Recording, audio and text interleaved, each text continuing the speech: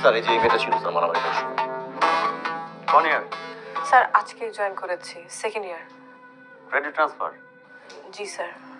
জয়িতা, তোমার সম্পর্কে শুনেছি, ইমপ্রেসিভ।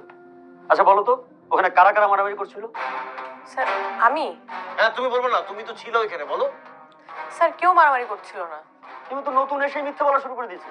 স্যার আমি বলি, ওইখানে কেউই মারামারি করছিল না, একজন মারছিল আর সবাই মার খাচ্ছিল। কে মারছিল? কে মারছিল বলো, কে মারছিল?